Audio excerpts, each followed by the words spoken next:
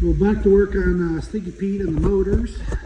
Next step is to finish taking the valve covers and everything off on this and the rockers so I can flip it upside down so I can pull the camshaft out, oil pan off that, camshaft oil pan on that, and switch the oil pans over, and I got another camshaft to put in that motor. Also, while the camshaft is out, take this timing cover off, get ready for the new one. Checking out this 24 valve. So far, the one cylinder I can see still has some of the factory honing marks in the cylinder. And let me zoom in. There you go. And so far, everything is looking good between that and the camshaft, even though I'm changing it out. But yeah, this is a really good shaped motor. You know, knowing that the cylinders look that good and the camshafts look that good, you know, that means like all the main bearings should be good. There's no metal or debris in the oil pan. So that all looks nice and clean, just your regular oil and carbon buildup. But yeah, this motor is going to be a good, strong running engine. And with the 24 valves, if you did not know, they are different cranks. Because for the crank positioning sensor right here, you can see the teeth for the crank positioning sensor. So now I just gotta make sure all the tappets are pushed down so I can pull the camshaft out. Okay, I got the camshaft out, got the cover off, and I also got the killer dowel pin out. Actually, it was still sticking in the casing. It wasn't even in the block. So I'm going to put this in the block, and then later I'm going to use a little piece to hold this in. But this is the killer dowel pin. See, there's another dowel pin right here, but that one can't come out anyway because it's like into the aluminum itself. So it can't go through. So right here on the Cummins P-pump, it would have been right there in that hole. This little pin wiggles out, fell in between the gears here, got wedged, and that's what broke that. So they make a little piece that goes on this bolt to hold that in to prevent that from falling out. That was already done on Stinky Pete, so I ordered another one. I'm going to put on this motor to make sure this little guy doesn't destroy this engine.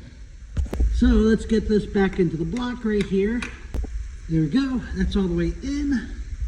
So now I gotta get that one apart. But I think for right now, I'm going to take a break because I got work in the morning again. I might just drain the fluids out of Stinky Pete quick before going down to the house.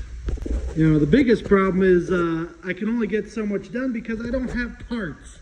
You know, I still don't have the valve springs for that, you know, the gasket, and, you know, a whole bunch of other stuff I did not get in yet. But, like, I did not even order valve springs yet because I don't have the freaking money. It's $600 for the aftermarket valve springs and push rods, which I need for what I'm doing. Also, I'm going to have to probably make a tool so I can change the valve springs out without taking the head off. Or I'll just have to just take the head off and just do it and put a new head gasket on it now while I have it out of the truck, and also maybe do the rear main oil seal and a few other things while it's out and apart. But anyways, if anyone wants, I got a 24 valve timing cover and a factory 24 valve camshaft. Oh, guess what I found that came out of the 12 valve? I found the killer dowel pin. It was sitting right there by the oil pump. So I've got it. It's all chewed up and everything. So that's why the motor wasn't turning over. So I got to figure out and see if it did anything internal. This might be a good motor internally. I think this is what happened to it, just a killer dowel pin. Later I'll try to turn it over here. No, it's still turning and stopping dead like a stuck valve. But if I have to take a guess, by looking at the chewed up marks on the turbo, I think it sucked something in, and it's in the cylinder holding the valve open or something. So I'm pretty sure it's going to have a bad valve and piston. But I won't know much more until I get the head off or the oil pan, you know, and start digging it more into it. But something happened on the inside, but this was going on for a little while. So whatever did break it, it was not going to last for very long once this was rattling around. And if it wedged in there any further, it's either this was going to kill it or whatever just happened to it. By how much this is chewed up, it's been bouncing around in there for quite a while.